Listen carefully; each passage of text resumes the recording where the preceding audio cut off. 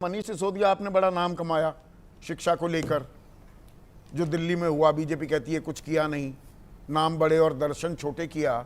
लेकिन जो ये विवाद हो रहा है, मतलब भाषा पे हमें लड़ाया जा रहा है, बच्चे मर रहे हैं, स्कूल की छतें ढह रही हैं, पानी दाल के नाम पर वो पीला पानी दिया जा रहा है, कच्चे चावल दिए जा रहे हैं बच्चों को।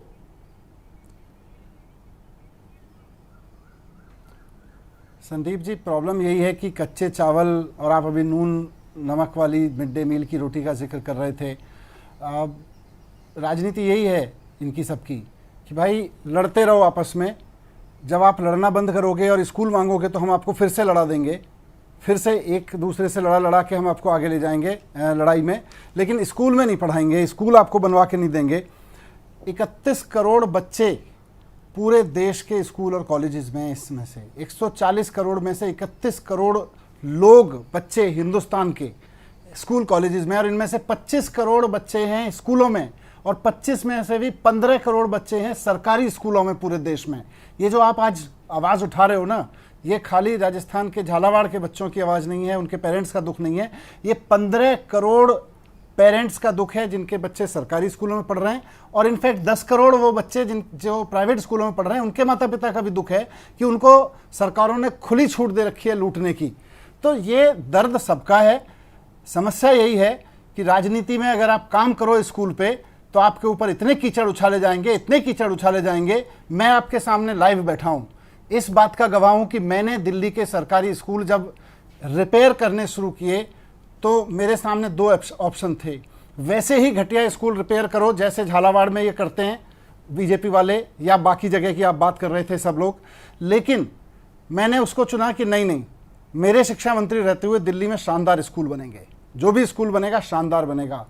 और आज मेरे ऊपर एनफोर्समेंट डायरेक्टरेट ईडी कि मेरे घरों में रेड हो रही है, मेरे ऊपर एफआईआर हो गई है ईडी में, एसीबी में एफआईआर हो गई है। मैसेज क्या है? भारतीय जनता पार्टी का मैसेज साफ है कि इस देश में जो भी व्यक्ति एजुकेशन पे बात करेगा, वो चाहे उत्तर प्रदेश का एक पत्रकार हो जो नून तेल को मिड डे मील में एक्सपोज करता हो, या मनीष सिसोदिया हो जिसने सरकारी स्कूल ठीक हो सकते हैं ये करके दिखाया हो, हम छोड़ेंगे नहीं। पर वही आप मैंने कहा था शुरू में, आपको छोड़ेंगे नहीं। भारतीय जनता पार्टी का ये ब्रह्म वाक्य है। एक सेकंड, नाम बड़े और दर्शन छोटे वाला काम तो नहीं। आप जो ये ताल ठोक रहे हैं, अभी मौजूदा जो शिक्षा मंत्री हैं आशीष सूद, वो कह रहे हैं कि 1074 सरकारी स्कूल हैं दिल्ली में, उनमें से एक भी कोई फंक्शनल कंप्यूटर लैब नहीं है। आप कहते हैं वर्ल्ड क्लास मैंने फैसिलिटीज दी सरकारी स्कूलों में। आशीष सूद का दावा है ये। संदीप जी, मैं इत्तेफाक से अब मैं शिक्षा मंत्री, हाँ मैं इसीलिए कह रहा हूँ, आज मैं शिक्षा मंत्री नहीं हूँ और पिछले 6 महीने से नहीं हूँ कि मेरी सरकार की भी मेरी पार्टी की सरकार भी नहीं है, लेकिन उसके बावजूद 1 साल पहले के, 2 साल पहले के, 3 साल पहले के, मैं इस प्रोग्राम के दौरान भी और उसके बाद भी आपको इतने सारे वीडियोस भेज दूंगा जहां मैं खुद कंप्यूटर क्लासेस में बच्चों के साथ में बात कर रहा हूं।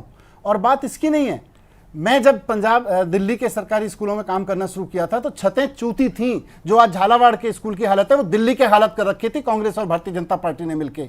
2015 से मेहनत कर करके ऐसे स्कूल बनवाए जैसे अपना घर बनवाते हैं लोग, वैसे खड़े होकर दिल्ली के स्कूल बनवाए हैं, कंप्यूटर लगवाए हैं, और उसी की वजह से आज पहली बार दिल्ली के सरकारी स्कूलों के बच्चे नीट और जेई का एग्जाम क्रॉस कर पा रहे हैं, उनको फैसिलिटीज दी नहीं। ये प्राथमिकता क्यों नहीं बन पाती है? क्या पंजाब में हमारी 2000 दिल्ली की भी इस बात के इस काम को इनाम नहीं देती है क्या? मनीष, मैं आपसे ये बड़ा ही एक पर्सनल टाइप सवाल भी पूछ रहा हूं, क्योंकि आपने यू इन्वेस्टेड लॉट शिक्षा में, पर उसका इनाम तो नहीं मिला।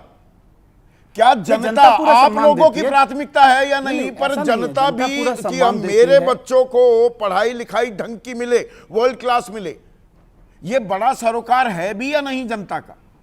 मुझे लगता है जनता की प्राथमिकता है, जनता की प्राथमिकता है, इसीलिए हम जैसे लोगों को चुन के भी भेजती है, बार बार चुन के भी भेजती है।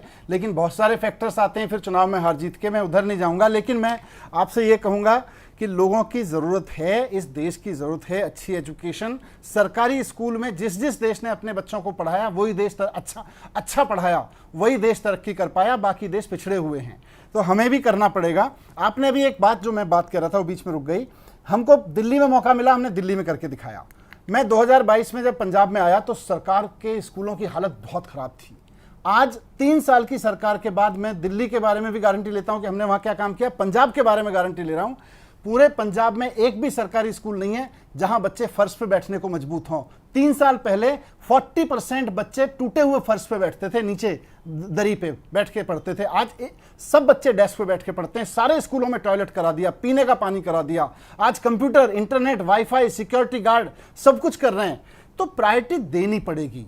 अभी आपके टीवी में प्रोग्राम में सुन रहा था एक नेताजी को, मुझे पता नहीं कौन, आखिरी सवाल, एक सेकंड मनीष, आखिरी सवाल जो मैं आपसे पूछना चाहूंगा, क्या ये देश में एक मांग उठनी चाहिए पूरे भारत में, जहां जहां जो भी सरकार है, सरकार में जो मंत्री हैं, अभी सुरेंद्र राजपूत अधिकारियों की बात कर रहे थे, मैं अधिकारियों को छोड़िए, यथा राजा तथा प्रजा होती है, मंत्री प्रण लें कि हमारे बच्चे सरकारी स्कूल में पढ़ेंगे जहां आम आदमी के बच्चे पढ़ते हैं, ले पाएगा कोई? ये है हिम्मत?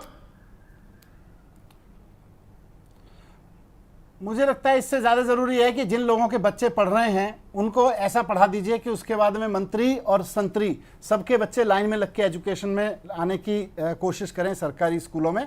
और ये दिल्ली और पंजाब में हमने करके दिखाया है, ये हो सकता है। मैं सिर्फ एक चीज कहूंगा जी कि अभी आपके टीवी पे जो पहले मुझसे पहले बात हो रही थी, उसमें किसी ने बोला कि उत्तर प्रदेश के सारे स्कूलों में चले जाइए, वहां पे मिड डे मील का कैलेंडर लगा हुआ है। कैलेंडर तो सारे स्कूलों में लगा हुआ है, कैलेंडर तो हर अच्छी चीज का बना हुआ है, लेकिन जमीन पे मिलती है कि नहीं मिलती है, सवाल तो ये है। बिल्कुल। दिल्ली और पंजाब में हमने देख के दिखा दिया, उत्तर प्रदेश में ये देखे नहीं दिखा पा रहे, अंतर इतना ही है, कैलेंडर सब जगह लगे हुए हैं।